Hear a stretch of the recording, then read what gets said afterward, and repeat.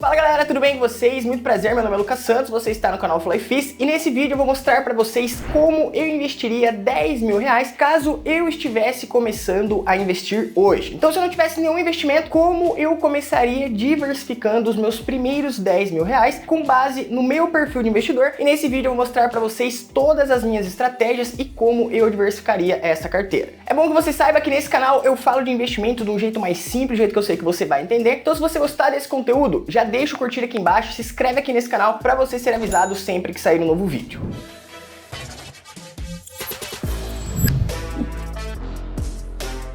Como vocês que já acompanham aqui o canal já sabem, eu não sou nenhum analista, não sou nenhum gestor de fundo, eu estou apenas passando para você um pouco do meu conhecimento e mostrando para você na prática a estratégia que eu utilizo nos meus investimentos. Então você jamais deve utilizar esse tipo de vídeo como uma indicação de compra, de venda de algum ativo, e sim como um material de estudo para que você consiga aprender o racional por trás da estratégia que eu utilizo e você consiga adaptar na sua estratégia e utilizar nos seus estudos. Para você que já acompanha aqui o canal e quer aprender diretamente comigo a entender os ativos que eu invisto e também entender na prática a minha estratégia, aqui na descrição desse vídeo está o link do nosso curso Hackeando Finanças, que é o curso onde eu mostro para você em mais de 40 aulas práticas todos os meus investimentos e como eu aloco cada um deles. Esse curso estará com preço promocional apenas até o dia 28 de fevereiro, então para você que já conhece o canal e deseja se aprofundar em conhecimento, o link está aqui na descrição. Agora, um ponto importante para a gente começar esse vídeo é que se você começou agora os seus investimentos, é extremamente importante você entender que antes de você investir, primeiro você precisa ter a sua reserva de emergência montada, que nada mais é do que você ter 6 vezes o custo fixo mensal aplicado em um CDB de liquidez diária ou no Tesouro Selic. Talvez você deve estar se perguntando, mas Lucas, o que é Tesouro Selic, o que é CDB e o que seria eu ter 6 vezes o meu valor do custo mensal? Basicamente é você pegar o que você gasta dentro do mês, aqueles custos fixos, como aluguel, despesas até o trabalho, internet, academia, Netflix, tudo que você tem fixo de gasto mensal. Antes de você começar a investir, você precisa ter esse valor 6 vezes aplicado em um CDB de liquidez diária ou no Tesouro Selic, que são dois investimentos conservadores, onde você está emprestando dinheiro para os bancos através do CDB ou você está emprestando dinheiro para o governo através do Tesouro Selic. Caso você ainda não tenha a sua reserva de emergência e você queira entender melhor sobre esses conceitos, clica nesse vídeo que está aqui no card. Como nesse vídeo nós vamos falar o que eu, Lucas, faria com 10 mil reais caso eu não tivesse nenhum investimento, eu já tenho a minha reserva de emergência, então eu vou considerar que você assistindo esse conteúdo, você também já tem a sua reserva de emergência montada. E o primeiro passo para que eu começasse a investir esse dinheiro da maneira correta, sem dúvidas, era eu entender qual é o meu perfil de investidor, para eu entender de fato quais são os investimentos mais adequados com base no meu perfil. Então o primeiro passo seria abrir conta em uma corretora de valores. Se você ainda não sabe, você não investe através dos bancos, pois os bancos são ótimos em oferecer produtos bancários. Você investe através das corretoras, que nada mais são do que as instituições que fazem o meio-campo entre o investimento e o investidor. Para abrir a sua conta em uma corretora é gratuito e você pode testar e ver quais das corretoras melhor te atende e com quais delas você melhor se adapta. Algumas das melhores corretoras para você abrir a sua conta e testar os investimentos são o Banco Inter, a XP, a Rico, a Nuinvest, a Clear, entre outras instituições que sempre estão aí nos noticiários e nos vídeos do YouTube. Quando você abre a sua conta na corretora, ela vai começar a perguntar algumas coisas para você a fim de captar algumas informações. Então ela vai perguntar para você quanto você pretende investir, o que você faria em caso de perda nos seus investimentos ou até mesmo quais são os seus objetivos. E a corretora está fazendo isso porque ela está tentando te classificar e entender exatamente qual é o seu perfil de investidor para que ela consiga oferecer investimentos mais específicos. Então a corretora, ela classifica os investidores em 3 perfis: o perfil conservador, o perfil moderado e o perfil arrojado. O perfil conservador é aquele que busca mais previsão de retorno sem correr muitos riscos. Basicamente, seus investimentos são mais voltados para renda fixa, como CDBs, LCIs e Tesouro Direto, e os ganhos vão variar de acordo com as taxas de juros. O investidor moderado é aquele que busca segurança, mas também se expõe um pouco mais ao risco. Esse tipo de investidor gosta de investir em renda fixa e variável, pois entende que uma parte da sua carteira exposta ao risco pode trazer maiores ganhos. E esse tipo de investidor basicamente investe em CDBs, LCIs, Tesouro Direto e tem uma fatia da sua carteira em ações, fundos imobiliários e o mercado exterior. Já os investidores arrojados são aqueles investidores que abrem mão da previsibilidade e da segurança de alguns investimentos. Esses investidores buscam maiores retornos assumindo mais riscos. Eles também têm uma maior parcela da carteira em ativos de alto risco, como ações, fundos imobiliários, opções, criptos, entre outros ativos. Então eu, Lucas, hoje sou um investidor moderado. Eu gosto de assumir riscos calculados. Entendo que ativos em renda variável podem potencializar os meus ganhos, mas eu também gosto de ter uma parte da minha carteira em renda fixa, buscando mais previsão de retorno e também segurança.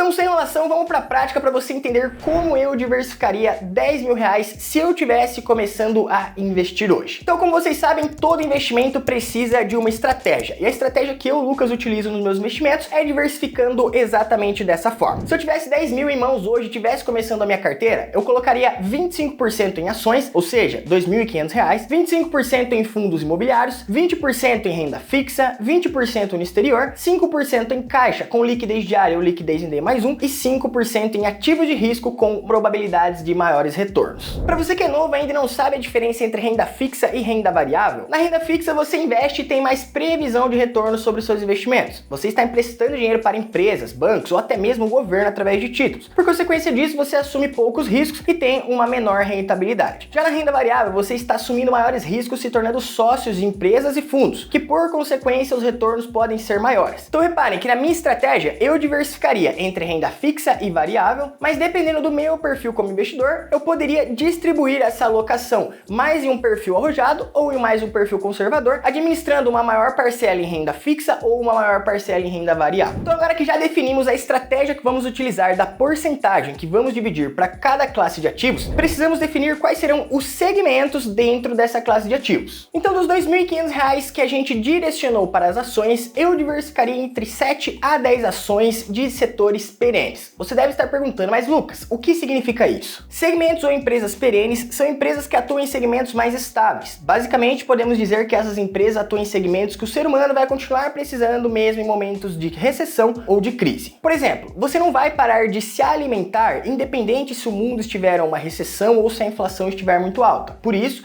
o setor alimentício é um segmento perene, que independente do que aconteça, você sempre irá continuar consumindo. Um outro exemplo disso, você não vai deixar de acender a luz na sua casa, independente do que aconteça. Por isso, o setor elétrico é um setor que chamamos de setores à prova de crise, que independente do que aconteça, esses segmentos sempre estarão atuando na vida do ser humano. Então, alguns exemplos aqui para contextualizar para você entender. No segmento bancário, temos ações como Bradesco, Itaú, BTG Pactual, Banco Inter. Na rede de saúde, temos algumas empresas bem conhecidas como Fleury, Odontoprev, Rede São Luís. Na área de alimentação, temos, por exemplo, Camil, JBS, Marfrig, entre outros. Na área de energia elétrica, temos Taesa, Engie, Copel, EDP. E na parte de saneamento, temos várias empresas como Sanepar, Copasa, Sabesp e Casan. Então, eu distribuiria esses R$ 2.500 entre 7 a 10 empresas de setores perenes, lembrando que existem empresas de crescimento e empresas de dividendos. Como meu perfil é moderado, eu faria um mix entre essas ações. Agora que já definimos ações, também destinamos 25% da nossa carteira para os fundos imobiliários. Para você que ainda não conhece os fundos imobiliários, os FIIs nada mais são do que fundos de investimentos que podem ser proprietários de imóveis físicos ou fundos de investimentos que ganham dinheiro negociando títulos em renda fixa. Esse tipo de investimento é excelente para quem busca ganhar rendimentos mensais, já que comprando cotas de fundos imobiliários, você passa a ter direito a receber os proventos que os inquilinos pagam a esse fundo. Então eu destinaria 25% dos R$ 10.000 para os fundos imobiliários, ou seja,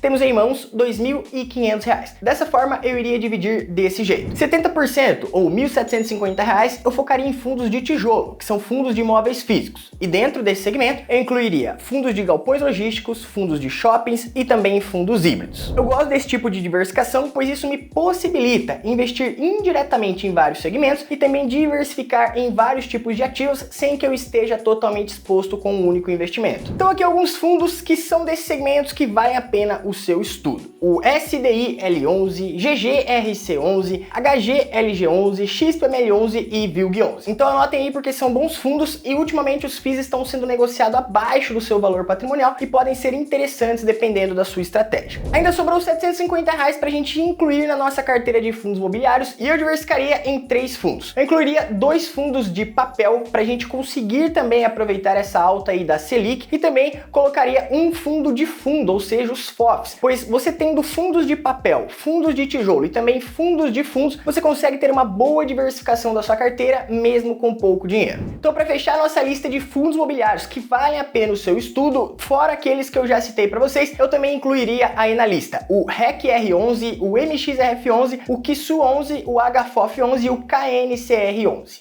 Agora partindo aqui para renda fixa, que são aqueles investimentos que vão trazer mais previsão de retorno para nossa carteira e também mais proteção, já que estamos investindo o nosso dinheiro na dívida de empresas ou até do próprio governo. Então eu destinei aqui R$2.000 para a gente destinar em renda fixa e hoje, como temos uma Selic em 13,65, se eu tivesse começando a investir agora, eu destinaria 70% desse valor, ou seja, R$1.400 para títulos pós-fixados atrelados ao CDI. Os títulos pós-fixados nada mais são do que títulos que vão acompanhando as variações das taxas de juros e como temos uma Selic em alta e também uma expectativa de uma Selic alta no ano todo de 2023, eu destinaria a maior parte do nosso dinheiro para renda fixa em títulos pós-fixados e colocaria ali 30% do nosso dinheiro, ou seja, R$600 em títulos atrelados à inflação para a gente conseguir rebalancear os nossos investimentos. No momento eu não teria títulos pré-fixados, pois quando você investe em uma taxa pré-fixada, você está selando um compromisso, que aquela taxa será mantida até o vencimento do título e na minha visão, eu acredito que a gente ainda pode ter alguma surpresa em relação à Selic ou às taxas de juros no Brasil devido às instabilidades econômicas e políticas e também uma possível variação da inflação caso o governo faça alguma cagada. É verdade.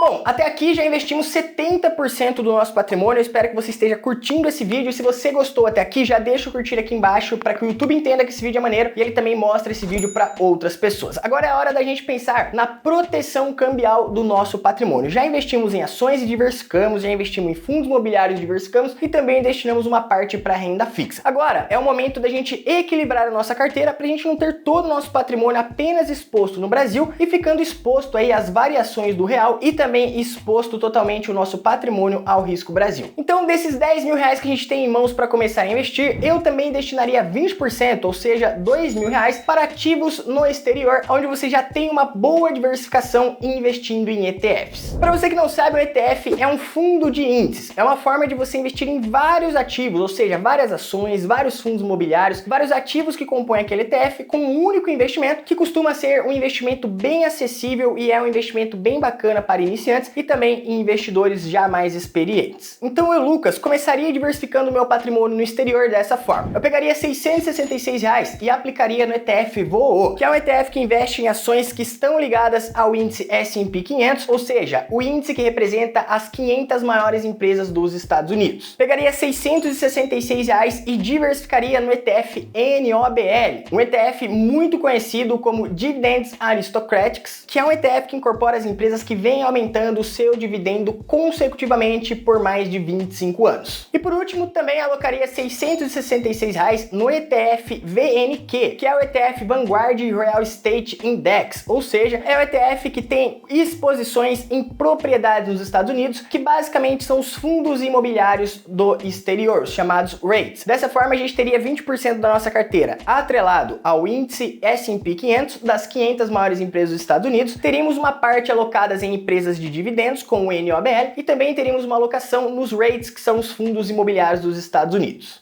Sobraram aqui R$1.000 para a gente diversificar entre o nosso caixa e colocar uma porcentagem na nossa carteira, assumindo um pouco mais de risco. Então, 5%, ou seja, R$500, eu deixaria em caixa em um CDB de liquidez diária, basicamente ali no CDB de liquidez diária do Banco Inter ou no CDB do Sofisa Direto, do Banco da Ecoval, onde eu tenho segurança e posso resgatar o meu dinheiro a qualquer momento. Esses 5% eu alocaria nesse caixa para aproveitar boas oportunidades. Quando um fundo imobiliário, uma ação cair ou passar por alguma instabilidade oportunidade e eu identificar uma oportunidade, eu ter um dinheiro ali em mãos para que eu não fique somente vendo a oportunidade e não consiga aproveitar. E os outros 5% eu dividiria em duas partes. R$250 para investir em small caps, que são empresas de baixa capitalização, as empresas que têm um potencial maior de valorização e de explosão na nossa carteira, que podem oferecer bons rendimentos, mas também são empresas de maiores riscos. Então eu destinaria ali R$250 para esse tipo de empresa e também colocaria ali R$250 em ativos mais arriscados, como criptomoedas, mais propriamente investindo ali em Bitcoin e Ethereum, que são as duas principais. Dessa forma, como vocês estão vendo aqui, nós teríamos um exemplo de carteira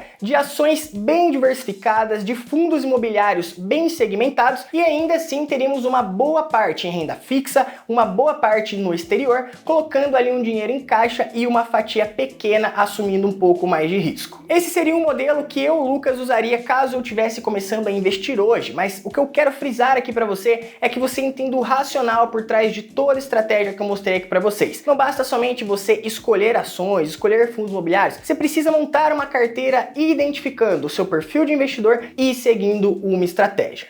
Então galera, frisando aqui mais uma vez, nada do que eu mencionei aqui deve ser levado como uma indicação de compra ou de venda. Eu quero que vocês entendam que eu não sou analista e eu passei aqui para vocês uma estratégia que eu, Lucas, utilizaria. Para você que quer se aprofundar em conhecimento, aqui embaixo na descrição está o link do nosso curso. Lá sim eu passo toda a estratégia e mostro passo a passo de como você pode seguir uma estratégia que já foi validada ao longo do tempo. Então não leve nada do que eu falei aqui como uma indicação e sim como um material de estudo para você se aperfeiçoar no seu conhecimento. Espero que esse vídeo tenha ajudado você a entender melhor sobre como funciona uma alocação em vários ativos e como você pode, a partir de agora, estudar bons investimentos e alocar na sua carteira com base na sua estratégia e nos seus objetivos. Se você gostou desse vídeo, não esquece de deixar um curtir aqui embaixo, se inscrever no canal e comenta aqui embaixo se você já investe em algum desses ativos que eu citei aqui para vocês e qual o melhor investimento da sua carteira. Te aguardo até o próximo vídeo e tamo junto. Valeu!